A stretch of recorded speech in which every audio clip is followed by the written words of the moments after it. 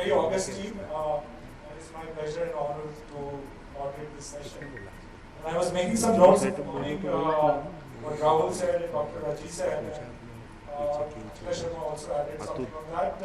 Some metric which I heard in the morning that almost 60%, and then Akhila Sharma said that Mahindra is already putting 20% of plastic. So I'll kind of extend the word plastic to polymers also, because we should not miss out 20%, and actually they end up also taking about 50% of the volume.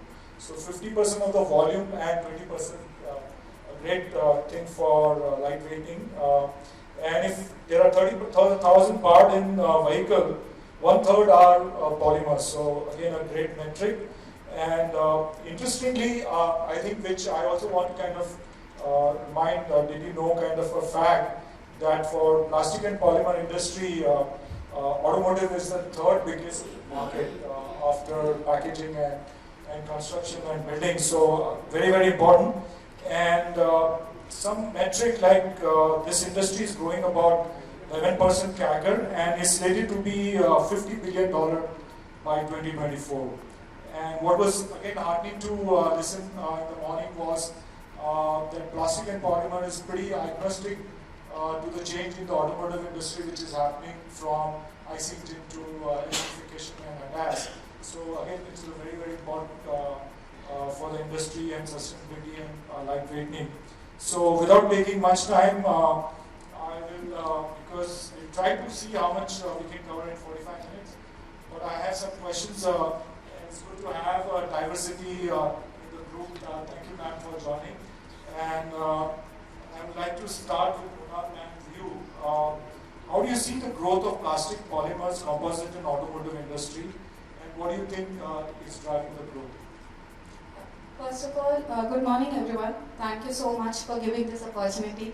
It's a topic very close to my heart and I'm very happy to be here.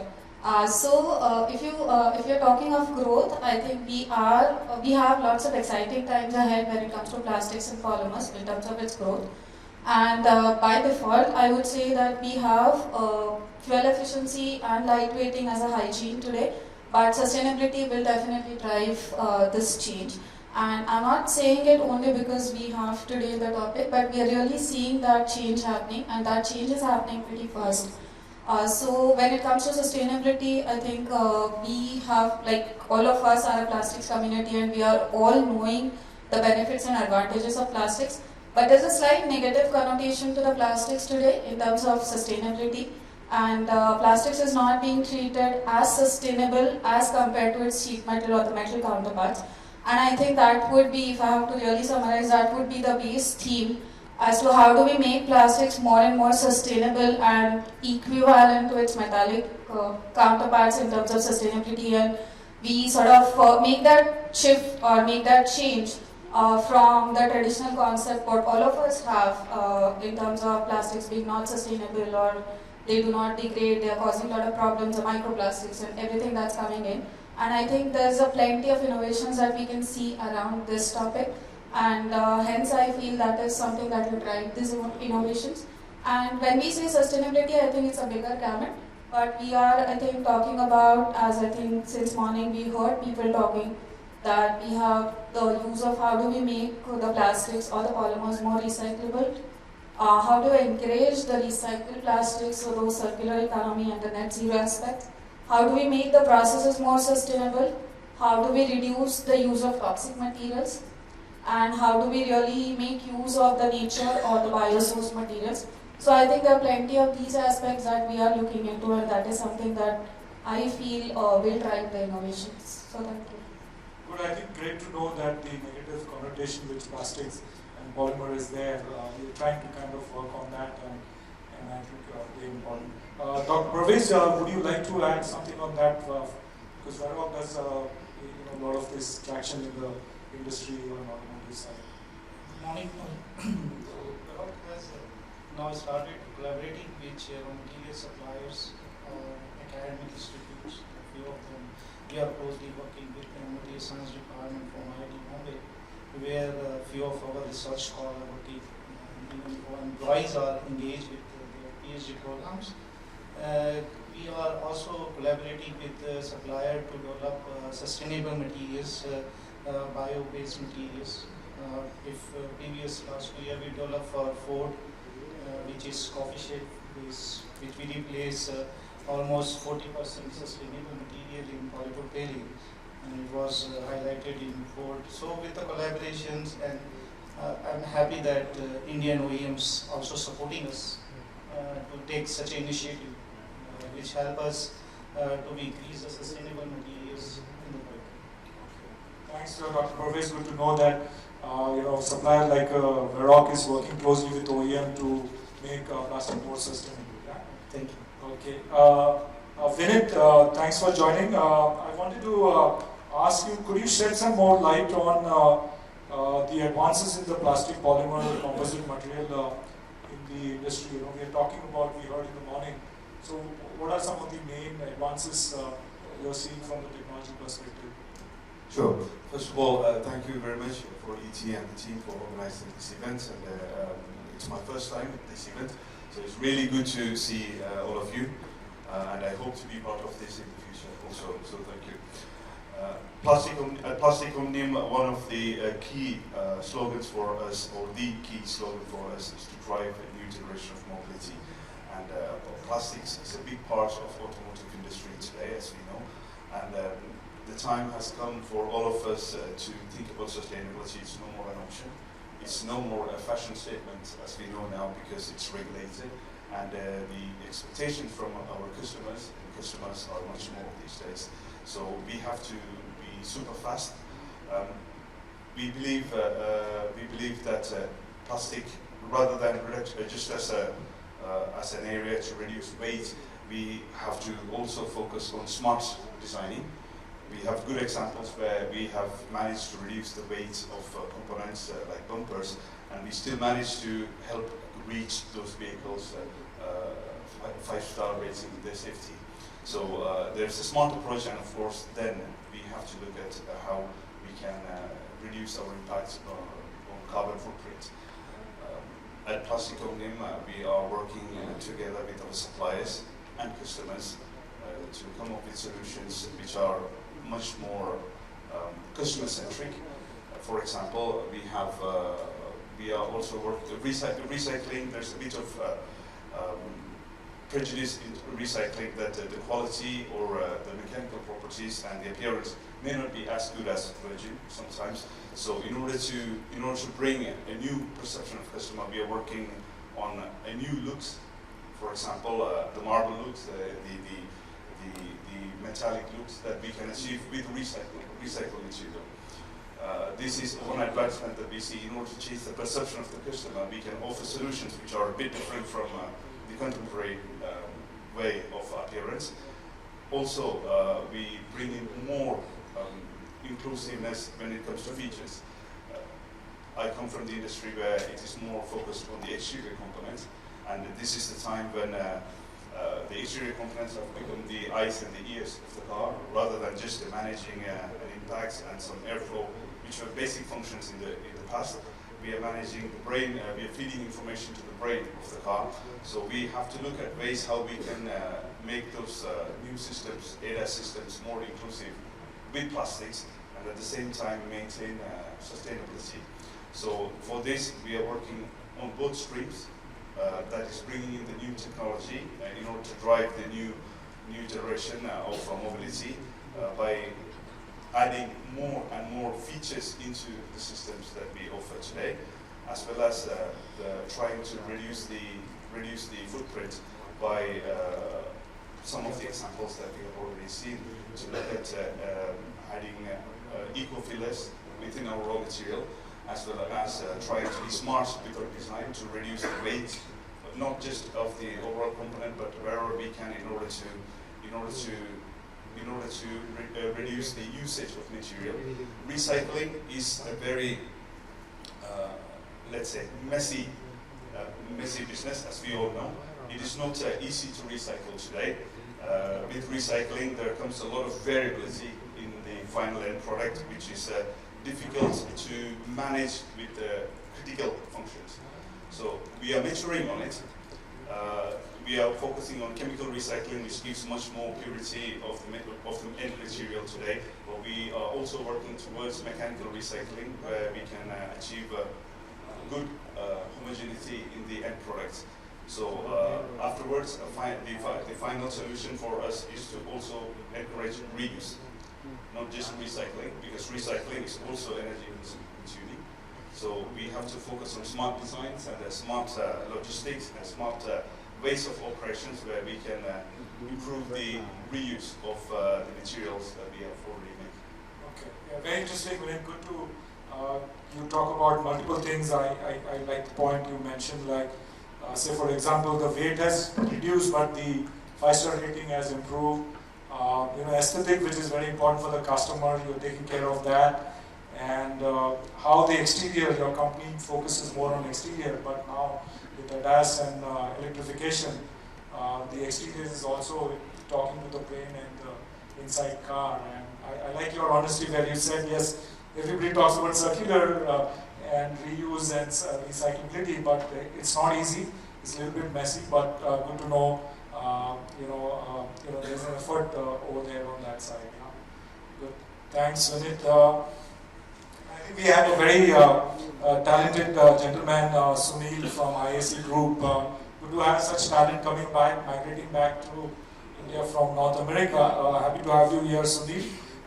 Can you throw some light, like automotive companies are adopting all these plastic composite across the vehicle subsystem, but there are some barriers, correct? Vinit mentioned some of them, and there are barriers in terms of skilling the people or infrastructure. Would you like to talk about a little bit on that, like while we are talking about recycling? Thank you, Rafiq. First of all, good morning. Happy to be here and be part of this exciting panel here. I will specifically talk about the automotive space we are in. So, just like Vinit said, he's more involved in exterior components, etc. We at ISC, we primarily drive the interiors of the components. For us, using, I would say, composites or reinforced plastics, it's fairly common in a lot of parts which are not, again, used for aesthetic applications. For example, today we make some IP carriers, some of the door panel carriers, which are, again, not seen. So those thermoplastic composites are, I would say, fairly easy to recycle, even though the reinforced plastics actually, break down, because when you regrind or anything else, the glass fibers will definitely become long fiber to short fiber, and then you need to find the exact application of that recycled material in different products. So from infrastructure point of view, if you talk about the biggest bottleneck we always find is, first of all, can this material be processed with existing infrastructures, machinery? Because most of these specific machine will need specific machines to handle. So that, obviously, the investment decisions have to be really thought for. So that that's the first thing. The second thing is, obviously, a lot more understanding has to happen in product design perspective, because the materials does not necessarily behave the same way as normal polymers do. So when you are in injection molding a particular part, how is it going to behave? Is the glass going to be all over in the same place? How do you manage so? So from skill set perspective, a lot of analysis needs to be done. So traditional ways of handling products does not suffice. So experience does matter there. And then obviously the secondary part, obviously making part, is always the molds which are necessary will also need to be special. And then once you have the products, and as Vinith correctly said, the recycling becomes really messy. It's how do you handle that? So I would say three things. Infrastructure-wise, obviously the investment and special machinery you need. The second thing is obviously, are your people trained enough to handle these different composites material in terms of how are they going to behave through the molding process? And the third one is obviously recyclability. But one of the biggest bottlenecks I find to increase composites more is the cost competitiveness. Today, many of the reinforced materials need to be imported. Yeah. That basically is an inhibitor to actually increase our competitiveness and meet our weight reduction goals because most of the glass fibers will be coming from China or Korea, subject to all those other unknown fears. So obviously, I think from infrastructure, if anything can be done to make these kind of products, raw material here, that will actually increase the usage of these materials in India. Yeah, I think Sunil, great points. I think it's good to know you touch upon the scaling and design and the manufacturing infrastructure is important, and also that how do we source this material, because cost is important. So I think in the later today, I saw there is a presentation on how we can work on some of these aspects. Thanks, Sunil, for throwing some light over here. Let's move to Supreme. Amit, what are the challenges in the automotive plastic do you see from Indian market perspective? So because we have most of the audience here from locally, we have some NRIs over here. Yeah, Rafi, thanks firstly, and thank you for organizing this. I second some of the sentiments here. Firstly, what Mrinal said, it's sentiments about plastic. I think it's very true. It's almost impossible to go on educating people. I think it's somewhere necessary to find the balance and toe the line on what the sentiments are and what regulatory policy is. So towards that, again, there are challenges. Sunil said on material side, and real challenges. Most materials are not made here, and then some things in this Make in India drive, actually government is bringing in the need to have ISI certifications on certain materials. It puts huge challenges. We have suppliers, global suppliers who have gone through this, and it unfortunately coincided with the pandemic, where mobility was an issue. Suppliers are global, agencies from here need to go and validate things, etc. And honestly, we have suppliers who have said they are not going to go through that whole process of getting their materials certified. I think that's a huge challenge when globally so many changes are happening, and innovation is key. Innovation, we may desire should happen locally, but innovation happens globally. It doesn't happen necessarily locally.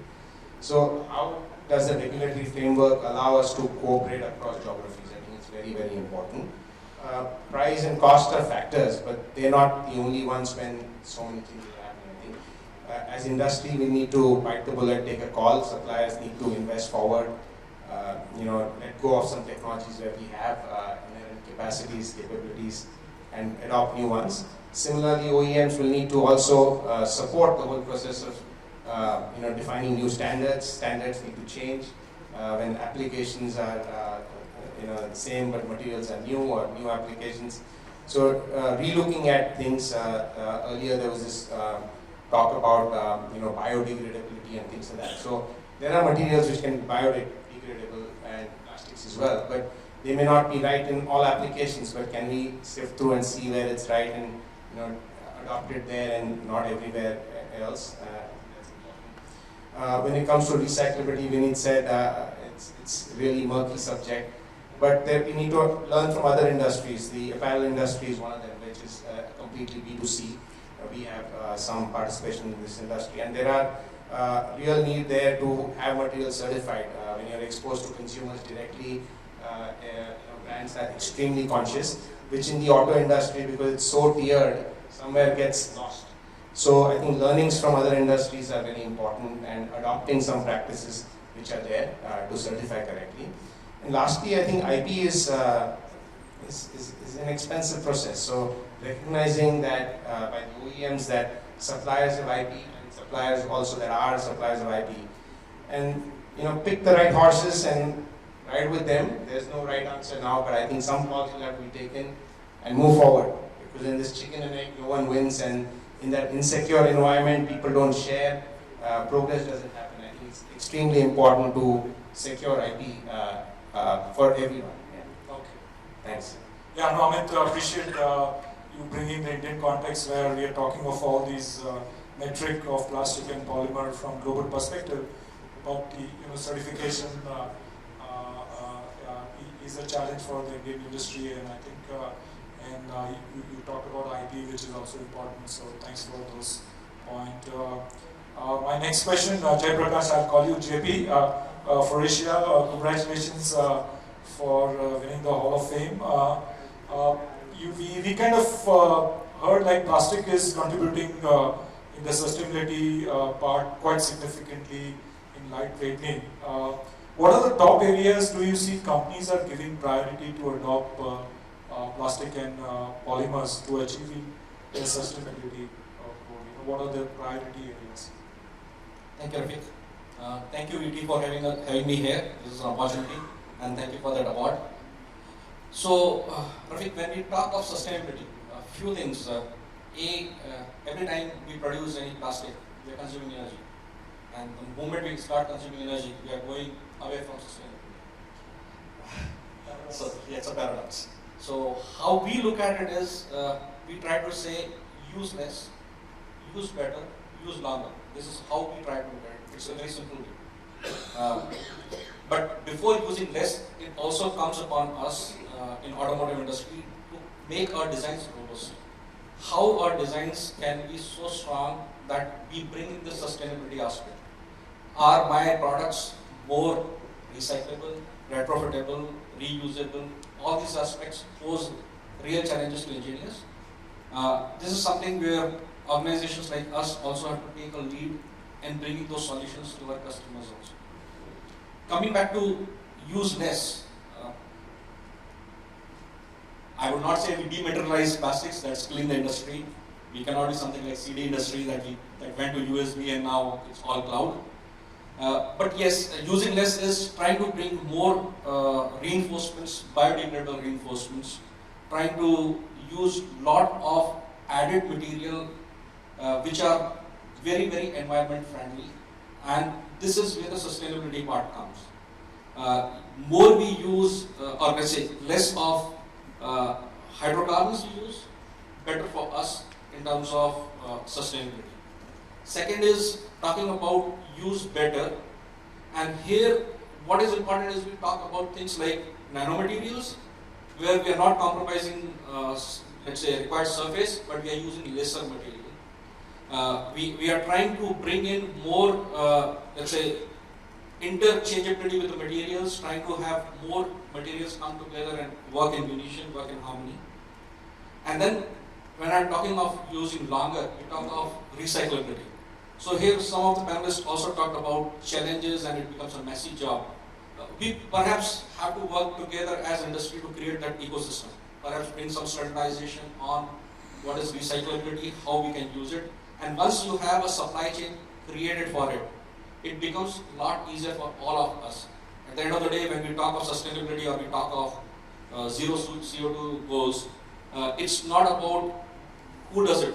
Everybody has to do it. It's no longer hygiene, Renal mentioned it. It's something which is becoming a compulsion, and these are directions we have to start working. Okay, JP, I like the way you kind of put it. Use less, use better, use longer. Did you say something more, or these were the three? Yeah, okay, great. I like that. Mrinal, ma'am, I was quite impressed in the morning. You were talking about all your meetings and industry networking. And as an OEM, Tata Motors, you have to work with a lot of vendors and suppliers. How do you ensure that their material and processes are in compliance with your sustainability goal? And I know, Varrock, Doctor, you spoke about it, working closely with OEM, so you can throw some light. So I think that goes in hand. That goes hand in hand. Actually, we are working with all our vendor partners, and it is not just OEMs who are driving it, but I think we are also getting driven from the regulatory perspective. But not just the regulatory perspective, but we have our own company goals, or we have all OEMs have their own company goals, which are also driving this. So of course we are driving this through a lot of standards and discussions. But more importantly, I think it is not just OEMs. But nowadays it is a mutual thing, and I think it is now more than ever that we are seeing probably vendors and our technology partners are more aware of what's happening globally, and they are the ones who are actually coming to us on a very frequent basis and talking about what all new that they have got in terms of newer solution, in terms of alternate materials or the more sustainable processes, or eliminating the toxic materials. And they are innovating, and it is also heartening to see that the innovations are happening at a rapid pace. And we are practically every week we practically meet different partners to understand what is it that they have. So I think it's happening mutually, and it's happening really at a rapid pace. So I think that's a good perspective, and to some certain extent, ANSYS is also a supplier to OEMs through our technology, and I have seen a dramatic change. Maybe it is thanks to electrification or the new trends, that the auto OEMs are treating their suppliers like a partner now, unlike the past where do this and this is the price and this should be the delivery time. But very nice to hear that, and I think the automotive leaders are rushing and passing this thing to aerospace and defense. I was last week in ISRO lab. They had the industry meet, and very clearly with the Make in India initiative and Dr. Pawan Goenka now in space, they don't call their partners as vendors. I mean, now they have to use the word partner, and good to see. yeah, they are in true sense, and Yeah. I think only by working together is we are going to be out of this, and that we truly believe. So that's what is happening. Very, very happy to know that. Thanks, ma'am. So actually let's go a little deeper over here, and we talk about and have some metric and stories. So Dr. Parvez, I have a question for you from Vero. That we are talking of this sustainable technologies and circular economy.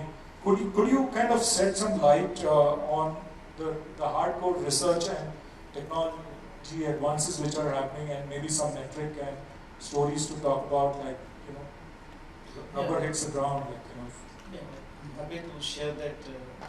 Says that there is challenges that raw material development, there is basic raw material availability. I'm very happy that two of our materials which we import from other countries, currently I and we collaboratively work, and the same material is producing nearby to our plant, and the same recipe we are getting. Even I can say that in that we are able to reduce the weight also. So these are the things which now it's a two-way process actually. A lot of OEM earlierly we have come with proposal and say that we want to change. Now they are coming up and challenging us that we should want weight reduction, and you just give us the solution. So I have a few examples, like recently we are working with VW for the part, and I'm very happy that when I see that I give some part and say that, see, this is a sustainable material and it gives very good texture. So they very readily adopt that and say that, yes, exactly what we are looking for, and it gives nice texture of banana fiber with PP reinforcement, and it look really some kind of very fascinated kind of appearance. So, and in the first or two meetings, it has been worked out. Similarly, we have working at IIT Bombay, and very good coating has been developed, which is nano-based materials of graphene-based coating, which improve the performances. So these are the key initiatives from, and one of recently we working with Mahindra also to replace glass windows with polycarbonate or plastic windows. And also we working to have a tailgate which is a complete plastic tailgate for the vehicle. So these are going to be initiatives which will definitely going to be help us to reduce the vehicle weight and increase the sustainability. Other part was the recycling. Actually, there are an easy way of recycling. Yes, it is a issue if all part of vehicles are available and we want to segregate it. But I believe the end user, we don't bother on the end user because we are producer. So we identify it and we try to use region materials. So I'm getting a lot of requests from OEM that we should use 20% recycled materials or 30% recycled. So I happily say that 2 or 3 customers we are supplying a part which having region materials, having 30 to 40% recycled material, which definitely meet the requirements. Okay. So these are the few initiatives which is doing. Yeah. So very interesting, Dr. Pravesh, like some of the examples which you said, and how the OEMs are asking you to take more ownership. And it's good to see like the OEMs, auto OEMs are passing a lot of the responsibility on the design and the end product to the suppliers now, and kind of the OEM in a way. And is it true like you guys are becoming like a system integrator and more R&D work and responsibility is given to the suppliers also? I think it is more of co-creation that is happening now, rather than it's all happening at one. Yeah. Good to know that. Sunil, kind of we kind of hear this metric that for every 10% reduction in vehicle, the fuel efficiency improve 5 to 7%. What is the role of plastic and polymers in lightweighting, and what are some target application Sunil you see your company or the industry is looking for applications? So, thanks, Rafiq. I'll start with my commodity specifically first. I'll give Vinit to talk about his commodity later. So, but especially in interior space, I think as I talked previously, I think a lot of products which are not easily seen by the customers. That's where the weight reduction targets are happening, either using the reinforced material or recycled materials. For example, as I said, the door inner panels are made that way. The IP carriers are made like that. There is also significant changes happening in terms of the seat backs are getting made with reinforced plastics now to reduce the weights further. Even I think people, acoustic area, also trying to reduce the weight on the carpets, inlays. We also target some of the application on the headliners we do to try and reduce the weight of the foam itself to overall give the weight reduction. So, and wherever we cannot use reinforced plastics, I think I really give it to our talented engineers. They have come up with some very smart designs, which obviously we have been successfully able to reduce the weight without using a traditional material and giving the same function, same aesthetics. And I think that is the key. So again, I can say every area is touched. When we look at, we start with the product design, look at the application, look at alternate material, look at the recycled material, and every area of at least our space interior gets targeted to weight reduction. Okay. And I think OEM plays quite a big task. Actually, our customer tasked us. So when we designed the last vehicle recently, we were given a target to achieve. And for a full interior system, we have to achieve that target. And I think we were able to achieve that, and I think the new designs are coming the same way. If you want to add on the exterior part, I know good points doing on the weight reduction application and areas in the interior side, but if you want to add like exterior. Plastics in exteriors always have been a weight reduction solution, but we also know that if we still had metallic bumpers, for example, we could have all forgotten about pedestrian safety. So it is helping in many dimensions. But as just said, I think the trust from the customer is very important in this case. I'm proud to say that we have collaborated with Mahindra in India to produce the first fully thermoplastic tailgate, which has been quite a huge success, and it has given a lot of, let's say, positive information against the normal plastic demonization when it comes to say it might be less reliable or it is a bit, it is not very good to the environment. But it is possible, and customers who are putting trust upfront in the partners like us to go ahead with those kind of solutions, it's a wonderful thing. And we achieve weight reduction for sure, but we are sometimes even giving much more safety compared to the metallic option. It is also giving a lot of flexibility when it comes to design. With sheet metal being very complex in order to achieve the new forms which is required, and also to integrate the new features, plastic is absolutely necessary. So there is demonization of plastic, but plastic is like a marriage that we cannot get out from. We have intertwined with plastic. We just have to manage it properly, and it will give us results in many dimensions. Okay, thanks, Vinit, for that perspective. Amit, coming to you, actually, again, I'm coming back from the Indian perspective. You gave some good, kind of pointers earlier.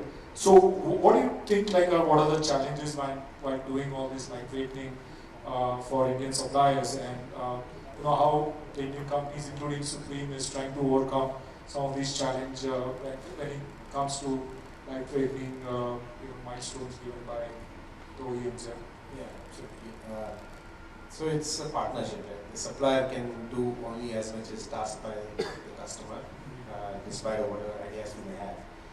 And actually, it's very interesting now, and not only in the Indian context, but in the global context, that the traditional OEMs were there. And then there is this whole bunch of new age OEMs who have come in the last few years. Yeah. And historically, benchmarking or teardown is something which is done. Yeah. What's happening is with the traditional OEMs, there's always this, 5, 6, 8 year budget cycle. So anything you do from a tooling point of view or innovation development point of view is very, that cycle is there. But with the new age OEMs, it's not so. On a Tesla, even on our parts we make, you tear down this year, you tear down next year, parts are changing. The invisible parts is where a lot is happening. You tear down a vehicle built in the US, the same model in Germany or in China, different. Yeah. So they are not constrained by this, or their human people working in those OEMs are not constrained. So they have the flexibility to try, fail, try, and I think that brings progress. Okay. So one of the challenges we're seeing right now at some OEMs is that, and some teams, is when you do benchmarking with even a global Tesla, benchmarking is not necessarily always right. Okay. Because their focus is not on some of the elements. Yeah. We are choosing, we can be forced to, as suppliers, to choose some materials which we would be willing to let go of many years ago, very knowingly. So I think benchmarking has to be done correctly. Okay. And here I see that, I think OEMs are very different. And clearly, without taking names, I think there's in OEMs where the decision centers are in the geography where we're present. And a couple Indian OEMs. Clearly, we see them breaking away in the last few years, and I think they will do that more so because decision centers are here, their market is here, the focus is here, whereas global OEMs are trying to find a balance and a dance, and that you can't balance when so much is changing. So I really see a huge opportunity for OEMs here to do really well at the India level, but also because of what they do here to do really well at the global level. Yeah. So that's, I think, the opportunity for India. I really like it, what you said, it is not necessary to always look for global benchmark, but I think the Indian OEMs and Indian industry has an opportunity to kind of look at our economy and kind of innovate in a different way. Yeah? Thanks for that perspective, Amit. JP, I'll come back to you. We are seeing huge shift and drive in electrification and a growing market. What move do you see towards electrification and ADAS, and what will plastics play a role in that newer market segment? Thanks, Ravi. When I look at EVs, fortunately the commodity that we represent are the plastics. It's EV agnostic, so that's a good news. So EVs are going to use a lot of plastics. I just echo what Amit said. In EV space, the challenge has been created by new entrants, and they have had audacity to look away from what the traditional OEMs have done. And when you see that, they have tried to look at plastics from a very different perspective. Whether you can use injected molded honeycomb with a covering to use for some structures, yes, why not? They have looked at things like Sunil mentioned, injected molded thermoplastic seat packs. This reduces the weight. So while the weight challenge is also there, EVs do bring a different dimension of change of center of gravity. This brings another, let's say, another opportunity for us as plastics industry. EVs will also be defined a lot on basis of the interiors, and this brings a lot of space for our industry to kind of collaborate together with them, and this is an area where a lot of exciting things would happen in coming years. Again, as I said, regulations will play a lot of role there, so we will have to balance this, coming with innovative designs. Engineers will have to be challenged, but it's a good news in a way that we are trying to see a lot of challenge coming and audacity happening. Okay, yeah. Good to know that, JP, that in the fast-moving electric market, plastic will continue to play an important role. I have few more questions, but I want some questions from audience also. So what I'll do is, I think we had some very good points coming from all of you. I would just like you to say for 30 seconds or a minute any missing point or some point which you strongly believe we should be looking into as far as plastics and lightweighting and sustainability. Around start with you. So I think just 3 points that comes to my mind. I think the panel did mention about getting the sustainable materials to meet the performance consistently has been one of the challenges that we are seeing. The second thing is all of this also has to make a business sense. So we have had certain cases wherein while the material is sustainable, it is not necessarily a cost competitive material. So that's another thing that we are definitely seeing coming in. And the third thing is, of course, the time at which we need this. Like, we really need this fast, and the time that will be required for the technology to mature. So we really need to see that. So these are the 3 things that I would say. Some of the things that we all have to work together to make the sustainable materials as a way of future for all of us in the automotive industry. Okay, good. Dr. I think most panelists have covered all the topics which is to be a key address to it. So one thing which I just say that collaborate. Okay, great. This is the one word I can say that. Okay, great. Quick word from you. I think what has been said by the panelists, is nothing more to add, but if you look at the plastic, historically plastic was invented for sustainability, to replace ivory and then shellac, these are the things, plastics, were invented in order to be more sustainable. Somewhere along the line we became more comfortable. Now it's time for us to change, and I like the word collaborate. Yeah. This is the best way to go forward, to match the new technology and drive sustainability forward. Great. JP? I would like to make 2 points here. A, from supplier community. So organization like I feel proud. At Foresia we have launched a new division itself globally. It's called Materiact. That's materials acting for the climate. And the whole idea is to not keep this just as a logo or a slogan. It's a management responsibility. So it's driven right at the top. And this division is not only going to develop materials for internal consumption, it's for the industry. So that's our bit of partnering with our customers. The other part which I want to mention is about our OEMs. So a lot of times there is a restraint from OEMs, will the customers like it? And we try to think what customers like or not without really looking at customers. So sometimes when you're talking of sustainability or recyclability, OEMs will also have to be bold enough to kind of experiment with their interior themes, with their exterior themes. It's perhaps like we like the old furniture now, but we don't talk about it. Once it becomes what do you call as coming from yesterday's era, it's pricey. Maybe they would have to look at plastics in a certain way that, oh, it's a little worn down in a look, but does it give a different theme to the whole car? And we have some OEM sitting here, they are listening. Amit? Yeah, I think we spoke about sustainability and innovation in plastics, etc. But I think innovation and even sustainability is honestly not for all.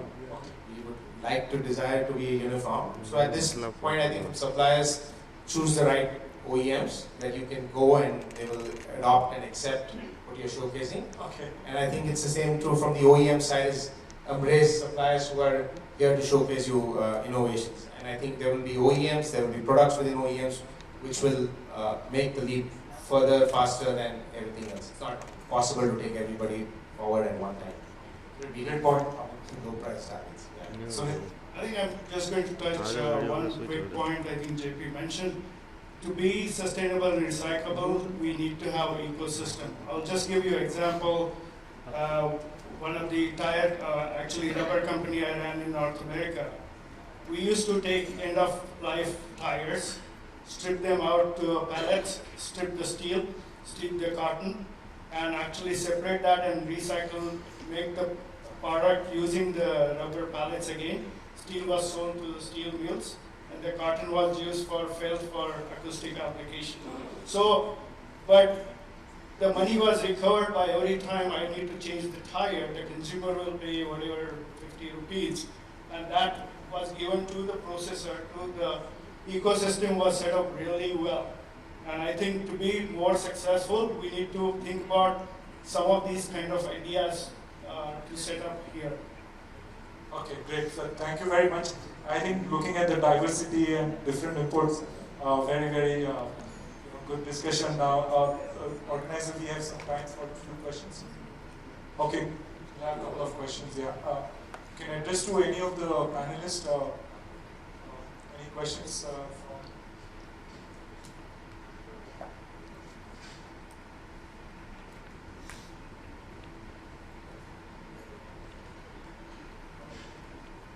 Hello, this is Manish Verma from Croatia.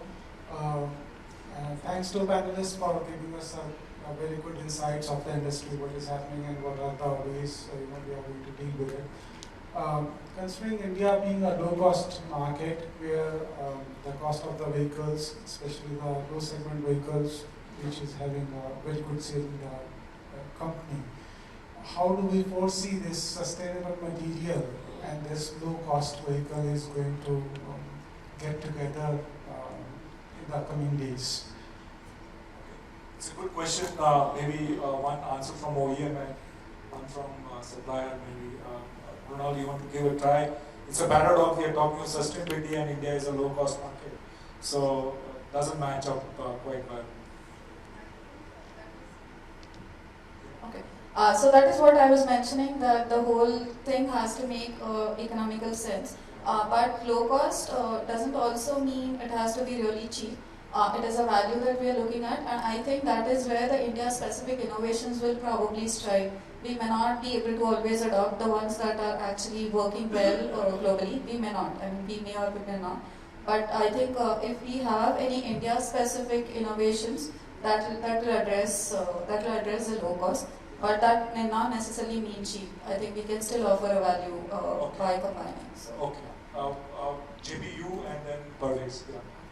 Sorry, I disagree with you. Somewhere, this is something I have been listening from a lot of our colleagues from Europe.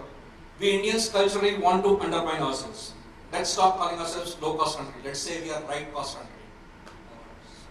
Amit mentioned some of the Indian OEMs are doing what global OEMs are not able to do. Nothing against them. It's more about we should trust our talent. We have a lot of talent pool in this country who would be able to make this sustainability still workable. We feel that we cannot do it, it's paradox, no, I disagree, sorry.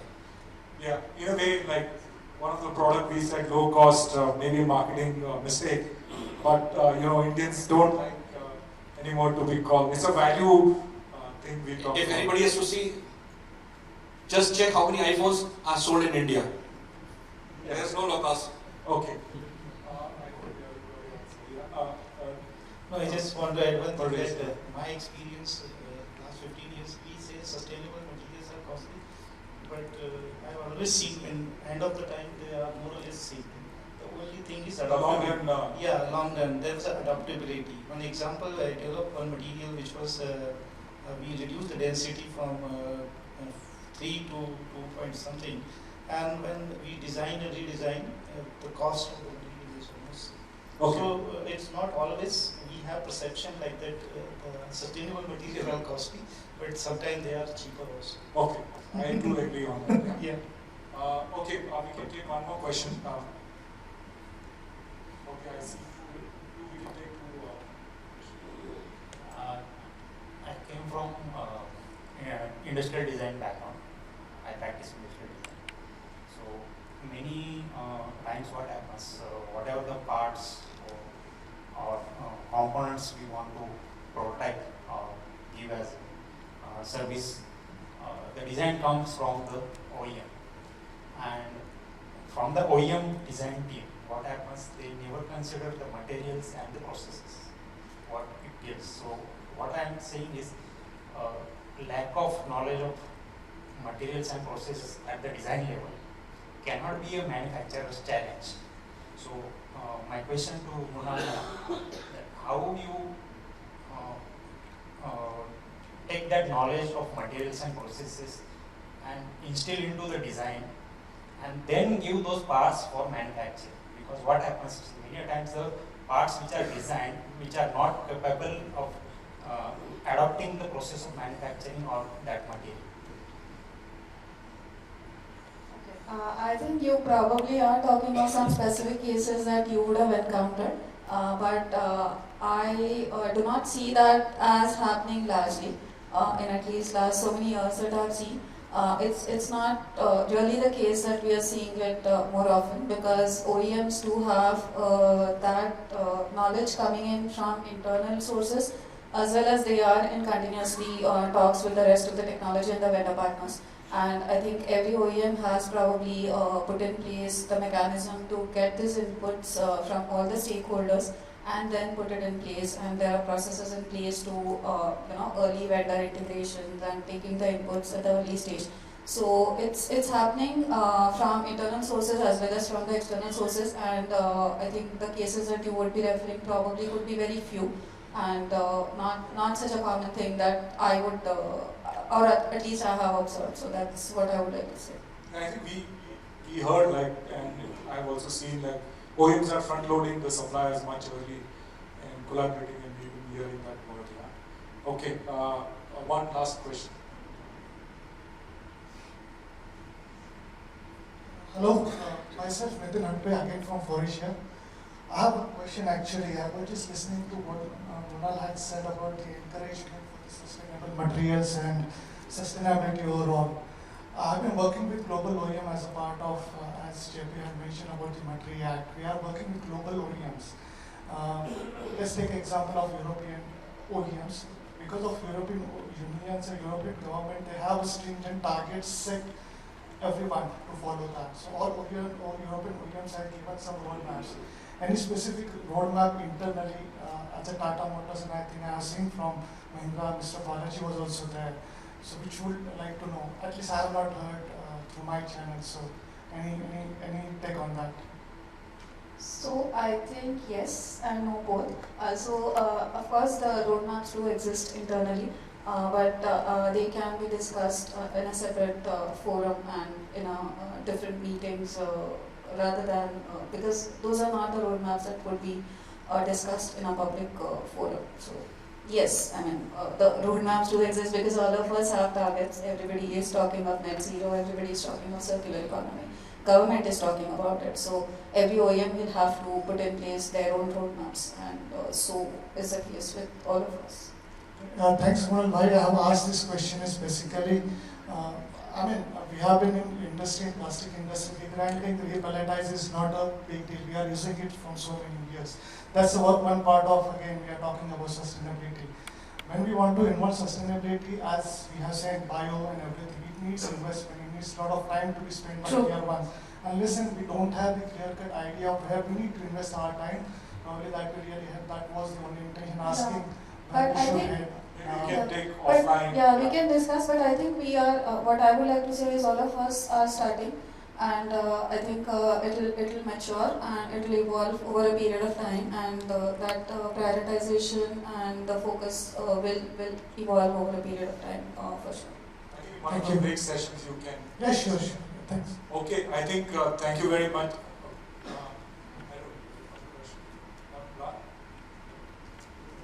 Yeah, I think we're already late. Yeah. Okay. Thank you very much. Over to the host. Yeah.